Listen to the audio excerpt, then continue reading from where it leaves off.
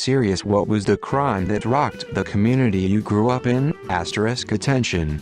Serious tag notice asterisk asterisk. Jokes, puns, and off-topic comments are not permitted. https://www.reddit.com/r/wiki/index#wiki_rule_6- in any comment, parent or child. Parent comments that aren't from the target group will be removed, along with their child replies. Report comments that violate these rules. Posts that have few relevant answers within the first hour, and posts that are not appropriate for the serious tag will be removed. Consider doing an AMA request instead. Thanks for your cooperation and enjoy the discussion. I am a bot, and this action was performed automatically. Please contact the moderators of this subreddit. /message/compose/question2=/r/askreddit if you have any questions or concerns. Asterisk. A kid murdered his own brother in my town years ago. Police found the knife buried in the backyard. His parents, asterisk to this day asterisk, do not believe he did, despite him admitting it and going to prison. They still pay to put up billboards around the town looking for help finding their son's killer. The brother who did the killing is now out of prison. A combo of insane and depressing. I grew up in a suburban town outside Uck. We had like one homeless man. He lived this way by choice and was known as Bicycle Bob, self-appointed nickname. A lot of us teens were friends with him since we would go to the parks to smoke and drink, and he regularly would be camping there. After I graduated, found out some high school kid thought it would be funny to stab him to death. Was shocked to know he had died that way. I grew up in an NYC housing project, where we had an older Latino man heading what was kind of a community watch. Great guy, super friendly, always a smile on his face, etc. He also worked with the local PD to keep an eye out for any questionables coming in and out. He was assaulted in the neighborhood, and during the assault suffered a major heart attack and died on the scene. The perpetrator was charged with involuntary manslaughter. Community has gone to shit since then. We had a local driving school that almost all the kids in our high school and neighboring schools used.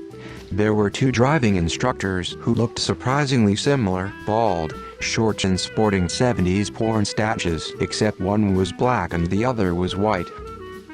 Both my sister and I were assigned the black instructor, who took us out on multiple drives. About 5 years after graduation, the white instructor was arrested for raping dozens of girls in the class during their drives. No one knows how many victims this man actually had. I just keep thinking, if he attacked one of the 200 girls in my class alone, she never said anything. Probably suffered in silence, thinking she was the only one. Edit. I've posted this before, in case anyone's wondering.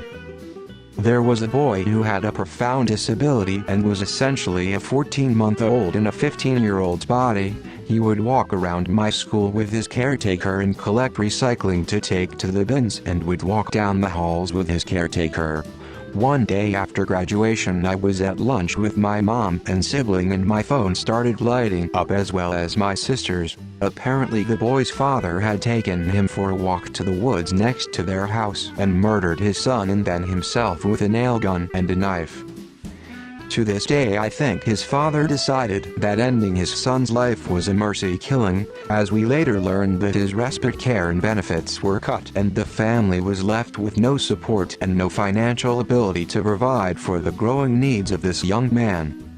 I grew up in Puerto Rico in the 90s. In 1999, a little boy named Rolandito Josino went missing. He was playing in a park near his home and he just vanished without a trace. It's still an unsolved mystery. It scared the crap out of all our parents, especially us kids who were around the same age as Rolandito. My mom didn't let me play outside by myself for years. Because there was no evidence and no suspects, people came up with their own theories. Everything from organ harvesters, sex trafficking, to satanic cults. At some point, Rolandita's stepdad was suspected of killing him, but nothing could be proven. His mom still shows up in our local news every once in a while, asking people to come forward with information and saying that she still has faith that he's alive somewhere. It's truly heartbreaking. The Hillside Strangler. I knew the youngest victim. She was missing for a week before her body and that of her friend were found. They were found on the day that we were supposed to appear in a ballet recital together. A mutual friend was originally supposed to go with her to the mall the day she disappeared but was grounded, cancelled at the last minute. The DC sniper attacks, which occurred mostly in areas outside of DC proper. https://en.wikipedia.org/wiki/d.c.sniper_attacks https://en.wikipedia.org/wiki/d.c.sniper_attacks. People would hide behind their cars when pumping gas at their cars, rush indoors doing daily errands, etc. They dubbed it the West Memphis 3. I lived on the corner opposite the woods. It was a nightmare. I grew up a little bit of all over, but I still remember being a kid in the Chicagoland area in the 1970s. I was really stoked, because it was Friday, December 22nd, 1978, the last day of school before Christmas break. I walked home from Cooper Junior High, thinking about how awesome a mug of hot chocolate was gonna taste as I stretched out in front of the TV in the basement, watching some *Amazing Spider-Man* or *Incredible Hulk* cartoons. And number X200B. I made a cup of Swiss Miss and turned on the TV. Humph, no cartoons on channel 32, and you know what? Every local channel was showing pretty much the same thing. Something that looked like a very well-guarded construction site. Extremely well-guarded. Lots of uniformed cops at this house.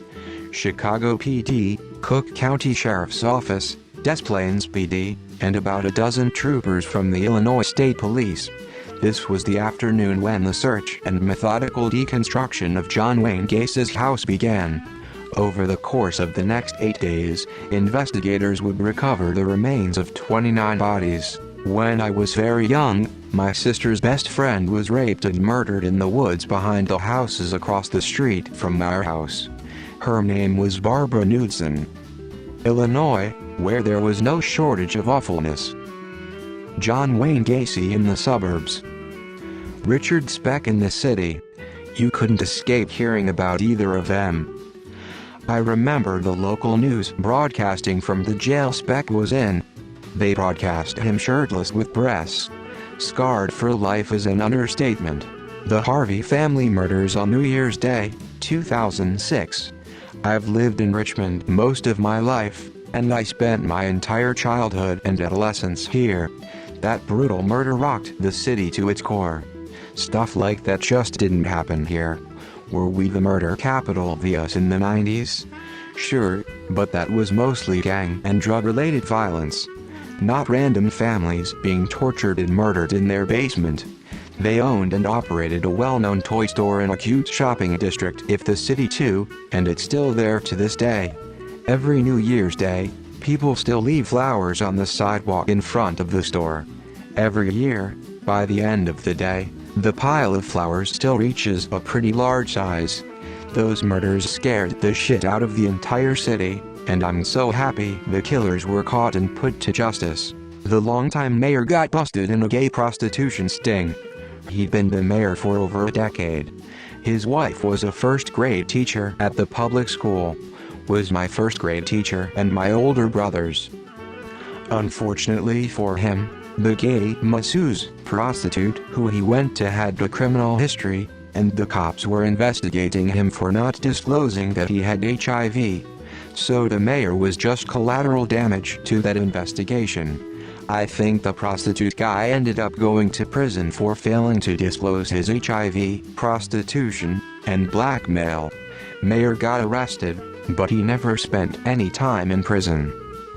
Funny thing was that this was not surprising at all to a lot of us. He would always come by the public pool in the summer, where a lot of the high school athletes would work as lifeguards.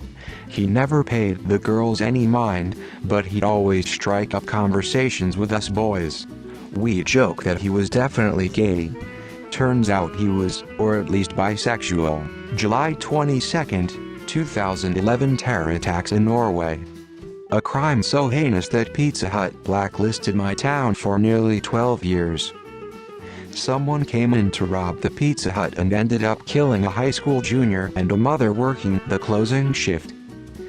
The murders remained unsolved until one of the friends of the victims grew up to become the police chief and ordered the investigation reopened. The 4 people originally arrested back in '06 were convicted of the double murder in '22. The Green River Killer, Seattle area. Gary Ridgway.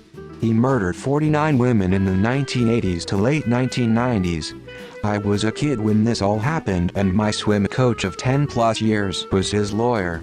I didn't know until I was older what that really meant, but my swim coach would be shoulder to shoulder with a serial murderer all day and coaching me in swim hours later. The abduction of Michaela Gerecht. https://en.am.wikipedia.org/wiki/disappearance_of_Michaela_Gerecht was one of a rash of kidnappings in the Bay Area. When I was a kid, I can't believe our parents ever let us out of their sight.